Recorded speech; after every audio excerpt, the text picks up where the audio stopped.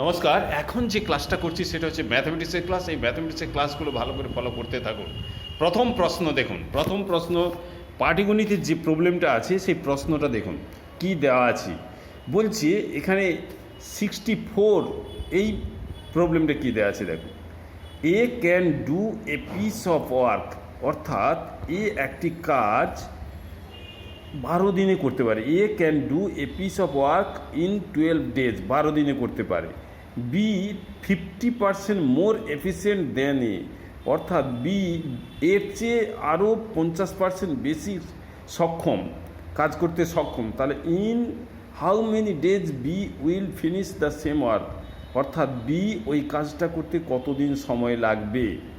এর যদি 12 দিন লাগে, বির কার্যক্ষমতা যদি এর চেয়ে 50% বেশি হয়, তাহলে বিয়ের কতদিন সময় লাগবে ওই কাজ করতে?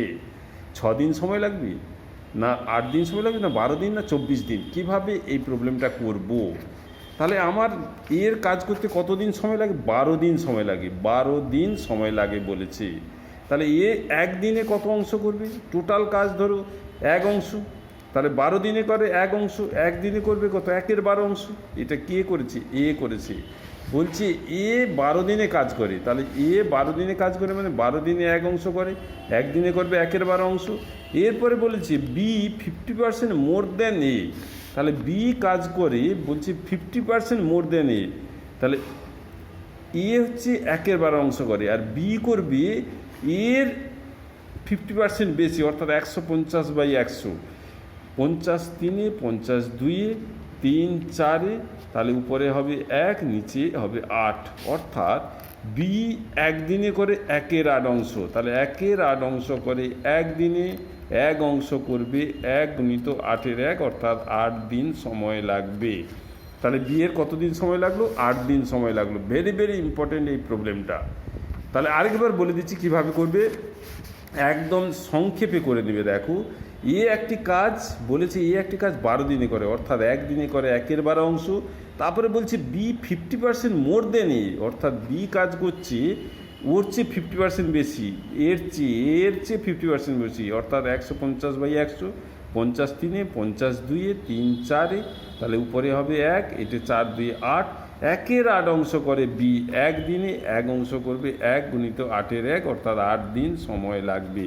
অর্থাৎ বি এর কতদিন সময় লাগবে? 8 দিন সময় লাগবে। এইভাবে এই প্রবলেমটা সলভ করে নেবে। এরপরে একটা প্রবলেম আছে, দেখো এই পাটিগণিতটা লক্ষ্য করো। What is the greatest number which will divided 110, অর্থাৎ 110 অ্যান্ড 128, অর্থাৎ 128কে কোন সংখ্যা দ্বারা ভাগ করলে প্রতি ক্ষেত্রেই, বলছে leaving a remainder 2 in each case, অর্থাৎ প্রতি ক্ষেত্রেই 2 ভাগশেষ থাকবে। কোন সংখ্যা দ্বারা, কোন বৃহত্তম সংখ্যা দ্বারা 110 এবং 128কে ভাগ করলে প্রত্যেক ক্ষেত্রেই 2 ভাগশেষ থাকবে? এই যে 2 ভাগশেষ থাকবে বলছে প্রত্যেক ক্ষেত্রে, এখান থেকে 2 বাদ দিয়ে দাও, এখান থেকে 2 বাদ দিয়ে দাও, তাহলে 110 থেকে 2 বাদ দিলে হবে 110 থেকে, এই যে 110 থেকে 2 বাদ দিলে হবে 108 হবে, আর 128 থেকে 2 বাদ দিলে হবে 126 হবে। এরপরে দেখতে হবে এই দুটোর গোসাগু করতে হবে, এই দুটোর গোসাগু। তাহলে গোসাগু করলে আমরা ভাগ প্রক্রিয়া গোসাগু করে দিই। 108 একে 108 হলো 8, এখানে 1, 18 6-এ 108, অর্থাৎ গোসাগু হলো 8। অর্থাৎ যখনই গ্রেটেস্ট নাম্বার বের করতে বলবে বা কোনো বৃহত্তম সংখ্যা বের করতে বলবে, সব সময় গোসাগু বের করবে। তাহলে এখানে গোসাগু কত হলো? 18 হলো। তাহলে ওই 18 দিয়ে ভাগ করলে প্রত্যেক ক্ষেত্রেই 2 ভাগশেষ থাকবে। তাহলে এই যে প্রত্যেক ক্ষেত্রে 2 ভাগশেষ থাকবে, এই প্রশ্নটা মানেই 110 থেকে 2 বাদ দিয়ে দাও, 128 থেকে 2 বাদ দিয়ে দাও, যার পর যেটা থাকবে, যে দুটো সংখ্যা থাকবে তার গোসাগু করে নাও। তাহলে এইভাবে এই প্রবলেমটা সলভ করবে। এরপরে দেয়া আছে যে এবিসিডি একটি সাইক্লিক প্যারালেলোগ্রাম, অর্থাৎ এবিসিডি একটা বৃত্তস্থ সামান্তরিক। দ্য অ্যাঙ্গেল অফ বি বা angle of A, angle of C, angle of D বলতে পারে। তাহলে বৃত্তস্থ সামান্তরিক হলেই মনে রাখবে, বৃত্তস্থ সামান্তরিক হলে অবশ্যই হবে আয়তক্ষেত্র। আয়তক্ষেত্র হলে প্রত্যেকটা কোণ হবে 90 ডিগ্রি, অর্থাৎ এ কোণ বলুক বা বি কোণ বলুক বা সি কোণ বলুক বা ডি কোণ বলুক, যাই বলুক না কেন প্রত্যেকটা কোণ 90 ডিগ্রি হবে, অর্থাৎ 4 নম্বর অপশানটা হবে। তাহলে এবিসিডি সাইক্লিক প্যারালেলোগ্রাম মানে বৃত্তস্থ সামান্তরিক বললেই প্রত্যেকটা কোণ হবে 90 ডিগ্রি, অর্থাৎ 4 নম্বর এখানে অপশানটা হবে, আর কিচ্ছু দেখার দরকার নেই। এরপরে এই প্রবলেমগুলো, এই বীজগণিতের প্রবলেমটা একটু দেখে নাও। এক্স মাইনাস 1/x সমান 5 বলে x square plus 1/x square কত? আমরা কি করব, এখানে প্লাস থাকলে কে স্কোয়ার মাইনাস 2 করতাম, এখানে এক্স প্লাস 1/x, এখানে যদি প্লাস থাকতো তাহলে এখানে কে স্কোয়ার মাইনাস 2 করতাম, অর্থাৎ 5 স্কোয়ার মাইনাস 2, এখানে মাইনাস আছে অর্থাৎ কে স্কোয়ার প্লাস 2 করব। তাহলে কি এটা 5 স্কোয়ার প্লাস 2 অর্থাৎ 5 5 25 হবে, প্লাস 2 25 দিয়ে 27 অ্যান্সার হবে। অর্থাৎ এখানে একটা সূত্র মনে রাখবে। কি সূত্র মনে রাখবে? এক্স প্লাস 1/x সমান কে হলে x square plus 1/x square হবে কে স্কোয়ার মাইনাস 2, এখানে মাইনাস হলে এখানে হবে প্লাস 2, এখানে যদি মাইনাস থাকে এক্স মাইনাস 1/x সমান কে থাকলে x square plus 1/x square হবে কে স্কোয়ার প্লাস 2 হয়ে যাবে, এখানে মাইনাস থাকলে এখানে প্লাস, আর এখানে প্লাস থাকলে এখানে মাইনাস, এইটুকু মনে রাখবে, বাস, আর কিছু মনে রাখতে হবে না। তাহলে অ্যান্সারটা হবে 27 অ্যান্সার হবে। এর পরের প্রবলেমটা দেখো, এখানে দেওয়া আছে, এই যে দেওয়া আছে 0 পয়েন্ট দেওয়া আছে 1 2 3 মাথায় পৌনঃপুনিক দেওয়া আছে, বলছি এটা সরল করলে কত পাবো আমরা। এটা মনে রাখবে, যখন পৌনঃপুনিক চিহ্নটা তুলে দেব তখন 0 1 2 3, এই যে 1 2 3 তিনটের মাথায় পৌনঃপুনিক আছে, তিনটে 9 বসিয়ে দাও, তাহলে 3 দিয়ে ভাগ করো, 3 4 12, 3 একে 3 দিয়ে ভাগ করো, 3 3 3 হয়ে যাবে, তাহলে 41/333 হবে। তাহলে অ্যান্সারটা হবে 41/333, এই অ্যান্সারটা হবে, অর্থাৎ 2 নম্বর অপশান হবে। এইবার এখানে দেখো 71 আর একটা বীজগণিত আছে, দেখে নাও যে x square plus 1/x square 11 হলে এক্স মাইনাস 1/x সমান কত হবে। এখানটায় আমরা কিভাবে করব, এই যে মাইনাস দেওয়া আছে, প্লাস দেওয়া থাকলে আমরা কি করতাম, -2 করে, আমরা +2 করে দিতাম, এদিকে +2 করতাম, এদিকে +2, এখানে মাইনাস আছে মানে এখানে -2, এখানে -2 করে দাও, তাহলে এখানে যদি -2 করে দাও তাহলে এক্স মাইনাস 1/x এর হোল স্কোয়ার হয়ে যাবে। অর্থাৎ এখানে দেখো x square plus 1/x square দেওয়া আছে 11, আমাদের বের করতে বলেছে এক্স মাইনাস 1/x, তাহলে আমরা কি করব, বাম দিকে -2 করব, ডান দিকেও -2 করে দেবো, তাহলে এটা হবে এক্স মাইনাস 1/x এর হোল স্কোয়ার হবে, এটা বিয়োগ করলে 9 হবে, অর্থাৎ এক্স মাইনাস 1/x হবে +-3 হবে। এখানে +-3 নেই, শুধু 3 আছে, তাহলে অ্যান্সারটা 3 হবে, নাহলে +-3 থাকলে +-3 বসাতে হতো। এইভাবে এই প্রবলেমটা সলভ করব। এখানে আরেকটা আছে, দেখে নাও, এগুলো সব স্টাফ সিলেকশন কমিশনে পরীক্ষায় আসছে বা বিভিন্ন প্রবলেম আসতে পারে, সেই প্রবলেমগুলো আমি করাচ্ছি। এ সমান 23 দেওয়া আছে, বি সমান -29 দেওয়া আছে, then the value of 25 A square plus 40 A B plus 16 B square হলে এর মানটা কত হবে। তাহলে এটাকে আমরা কিভাবে করব, দেখো এটাকে একটা হোল স্কোয়ারের সূত্রে নিয়ে আসবো। এই যে 25 আছে, 25 এ স্কোয়ার দেওয়া আছে প্লাস 40 এ বি দেওয়া আছে প্লাস 16 বি স্কোয়ার দেওয়া আছে, এটাকে লিখব 5 এর হোল স্কোয়ার, আর এটাকে লিখব 4b এর হোল স্কোয়ার, আর এটাকে লিখব +2ab, 25a ইন্টু 4b লিখব। এটা দেখে নাও, 5 4 20 দিয়ে 40, 40 ab হলো, এটা 16b স্কোয়ার হলো, এটা 25 স্কোয়ার হলো, এইভাবে লিখলাম। তাহলে এটা হবে সূত্র কি, a প্লাস b এর হোল স্কোয়ার সূত্র হবে, অর্থাৎ 5a প্লাস 4b এর হোল স্কোয়ার, এটা সূত্র হবে। এরপরে এর মানটা বসিয়ে দাও, এর মান 23, বির মান হচ্ছে -29, এর মান 23 বসিয়ে দাও, তাহলে 5 ইন্টু 23 প্লাস বির মান দেওয়া আছে -29, এই যে বির মান দেওয়া আছে দেখো -29 দেওয়া আছে, এখানে -29, এর বাইরে হোল স্কোয়ার বসিয়ে দাও, তাহলে এর বাইরে যে হোল স্কোয়ার আছে, হোল স্কোয়ার বসিয়ে দিলাম। এটা গুণ করলে কত হবে, 115 হবে, এটা 4 9 36, 4 2 8 3 11, 116 হলো, তার হোল স্কোয়ার হলো 115, আর এটা প্লাসে মাইনাসে মাইনাস 116, এটা -1 এর হোল স্কোয়ার হবে, -1 এর হোল স্কোয়ার মানে শুধু +1 অ্যান্সারটা আসবে, +1 অ্যান্সারটা আসবে, -1 এর হোল স্কোয়ার মানে মাইনাস মাইনাসে +1 হল।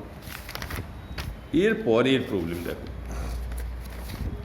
এখানে বলেছি এ একটি কাজ 12 দিনে করে, বি একটি কাজ 18 দিনে করে, তাহলে দুজনে একসঙ্গে কাজ করলে কত দিনে কাজটা শেষ হবে। এই প্রবলেমগুলো আমরা সংক্ষেপে করে দেওয়ার চেষ্টা করছি। এ বলছে কত দিনে কাজ করছে, এ বলছে 12 দিনে কাজ করছে, এখানটা আমি 12 দিন লিখলাম। বি বলছে কত, 18 দিনে কাজ করছে, এটা বি বলছে 18 দিনে কাজ করছে। তাহলে দুজনে একসঙ্গে কাজ করলে কত সময় করবে, আমি এই দুটো লসাগু বের করব। 12 আর 18 লসাগু হবে 36 হবে। 12 আর 18 লসাগু দেখো, 6 দিয়ে 12, 6 3 18, 3 দিয়ে 6, 6 6 36, এটা 36। এইটা লসাগু বের করে নিতে হবে। 12 আর 18 যা থাকবে ডাটা দুটো, সেই দুটো লসাগু বের করো। ধরো 36টা পুতুল তৈরি করবে, এ 12 দিনে 36টা পুতুল তৈরি করে, তাহলে একদিনে কটা পুতুল করবে, 3টে পুতুল করবে। বি 18 দিনে টোটাল 36টা পুতুল তৈরি করে, তাহলে 18 দিনে টোটাল কাজটা ধরো এইটা 36টা পুতুল তৈরি করা কাজ ধরো। এ 12 দিনে করে 36টা, একদিনে করবে 3টে। এ 18 দিনে করে 36টা, একদিনে করবে 18 2 2টো করবে। তাহলে এ এবং বি একদিনে টোটাল কতগুলো করবে, 3 2 5টা করবে। তাহলে 5টা পুতুল তৈরি করতে একদিন সময় লাগে এ এবং বি এর। তাহলে একটা পুতুল করতে 1 5, আর টোটাল আমরা ধরেছি কত, 36টা পুতুল। 36টা পুতুল তৈরি করতে সময় লাগবে 1 5 গুণিত 36, অর্থাৎ 36 5, 5 7 35, 7 পূর্ণ 1 5, 7 পূর্ণ 1 5 দিন সময় লাগবে, অর্থাৎ 2 নম্বর অপশান হবে। এইভাবে কমপ্লিট করবে। কি করলে, এ 12 দিনে একটি কাজ করে, বি একা কাজ করলে 18 দিনে করে। এই 12 আর 18 লসাগুটা করে নাও 36। তাহলে 12 দিনে ধরো 36টা পুতুল তৈরি করে, একদিনে করবে কত, 12 3। বি 18 দিনে 36টা, একদিনে করবে 2টো। তাহলে এ এবং বি একদিনে টোটাল কতগুলো পুতুল তৈরি করবে, 3 2 5টা। তাহলে 5টা পুতুল তৈরি করে এ এবং বি একদিনে, একটা পুতুল তৈরি করবে কত দিনে, আর 36টা টোটাল 36টা পুতুল তৈরি করতে কত দিন সময় লাগবে, হিসাব করলে 7 পূর্ণ 1 5, তাহলে 7 পূর্ণ 1 5 দিন সময় লাগবে। এরপরে একটা ধরো বয়সের একটা প্রবলেম আছে, সেই প্রবলেমটা করাচ্ছি। দেখ কী দেওয়া আছে, the ages of A and B are in the ratio 5:7। বলছি দুজন এ এবং বি এর বয়সের অনুপাত দেওয়া আছে 5:7 দেওয়া আছে। 5 ইয়ার্স এগো, 5 বছর আগে তাদের their ages were in the ratio 5:8, অর্থাৎ 5 বছর আগে তাদের বয়সের অনুপাত ছিল 5:8। The respective present age in years আর কত, তাহলে এ এবং বি এর বয়সটা কত, বর্তমান বয়সটা কত। তাহলে এদের বর্তমান বয়সের অনুপাত কত দেওয়া আছে, 5:7 দেওয়া আছে। এখানে 5:7 দেওয়া আছে, মানে একজনের ধরো 5x আর একজনের ধরো 7x। বলছি 5 বছর আগে, 5 বছর আগে মানে 5 বছর বয়স কমে যাবে, এরও 5 বছর কমবে, এরও 5 বছর কমবে, দুজনের বয়সের অনুপাত তখন কত হবে। বলছি দুজনের বয়স 5 বছর আগে তাদের বয়সের অনুপাত হবে 5:8। তাহলে এটা লিখো 5:8। তাহলে আগে হলে বিয়োগ হবে, ধরো এখন আমার বয়স 50 বছর, 5 বছর আগে কত ছিল, 50 থেকে 5 বিয়োগ করে দাও, 45 বছর। এইভাবে এখন ধরো তোমাদের বয়স 25 বছর, 5 বছর আগে কত ছিল, 25 থেকে 5 বিয়োগ দিলে 20 বছর।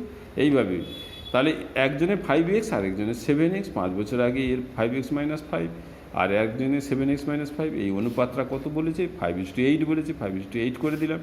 এরপরে এটা ক্যালকুলেশন করো, 5x - 5 ডিভাইডেড বাই 7x - 5 সমান হবে 5/8। এটা কোণাগুণি গুণ করো, 8-এর সঙ্গে এটা গুণ করো আর এটা গুণ করো, তাহলে এটা হবে 8 5 40x মাইনাস 8 5 40, আর এটা হবে 7 5 35, 7 5 35x মাইনাস এটা 7 5 35 মাইনাস 5 5 25 হয়ে যাবে, 5 5 25 হবে। এই 35xটাকে এই দিকে নিয়ে এসো, এইদিকে আছে 40x মাইনাস 35x, আর এইদিকে আছে এটা 40 আর মাইনাস 25 আছে। এখান থেকে এটা বিয়োগ করলে হবে 5x, এটা বিয়োগ করলে হবে 15। তাহলে x সমান হবে 5 3 15, এক্সের মান কত হবে, 3 হবে। এক্সের মান কত হলো, 3 হলো। তাহলে এক্সের মান যখন 3 হবে, প্রত্যেকের বয়স কত, একজনের বলছি 5x আরেকজনের বলছে 7x, একজনের বলছে 5x আরেকজনের বলছে 7x। এক্সের মান আমার কত বেরিয়েছে, এক্সের মান 3 বেরিয়েছে, এখানে 3 বসিয়ে দাও। তাহলে 3 বসালে 5 গুণিত 3, 5 3 15, 7 গুণিত 3, 7 3 21। একজনের বয়স 15 আরেকজনের বয়স হবে 21 বছর। 20 এখানে দেওয়া আছে, দেখো বয়সের এই যে একজনের বয়স 15 আরেকজনের বয়স 21 বছর। এইভাবে এই প্রবলেমগুলো সলভ করবে। আরেকটা লাস্ট যে প্রবলেমটা দেওয়া আছে, দেখো একটা অ্যালয় মানে সংকর ধাতু তৈরি করতে 32% কপার লেগেছে, 24% নিকেল লেগেছে, রেস্ট জিঙ্ক লেগেছে। How much zinc is present in 12 KG of the alloy, অর্থাৎ ওই সংকর ধাতুতে 12 কেজি সংকর ধাতুতে কত পরিমাণ জিঙ্ক থাকবে। আমাদের দেওয়া আছে কত, কপার আছে, সিইউ আছে ধরো 32%, জিঙ্ক নিকেল আছে ধরো 24%, জিঙ্ক আছে ধরো বাকিটা আছে, টোটাল 100 হলে, টোটাল আমার 100 হলে এই দুটো পার্সেন্টেজ মানে 100 ধরে নাও, এই দুটো যোগ করলে হবে 56 থেকে, তাহলে বাকিটা হবে 44, এই টোটাল হবে 100। অর্থাৎ আমি এটা 32%, 100-র মধ্যে 32, এখানে 24%, 100-র মধ্যে 24, দুটো যোগ করলে হবে 56, 100 থেকে 56 বাদ দিলে এটা 44। এবার তাহলে তিনটের অনুপাত কত হবে? তাহলে তিনটের অনুপাত হবে 32, 24 দেওয়া আছে আর 44, 4 দিয়ে ভাগ করলে 4 8 32, 4 6 24, 4 11। তাহলে এইখানটা হচ্ছে আনুপাতিক যোগফলটা কত?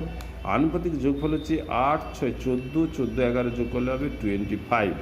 বলছি এখানে 12 কেজির মধ্যে, এই যে 12 কেজির মধ্যে কত পরিমাণ জিঙ্ক আছে বলছে, how much zinc is present in 12 KG of the alloy, অর্থাৎ ওই সংকর ধাতুর 12 কেজির মধ্যে কতটা জিঙ্ক আছে। তাহলে আমাদের হিসাব করতে হবে 12 কেজি, 12 কেজির মধ্যে, এইখানে 12 কেজির মধ্যে এখানে আছে জিঙ্ক আছে কত, 11/25, এটা আমাদের গুণ করে নিতে হবে, 12 12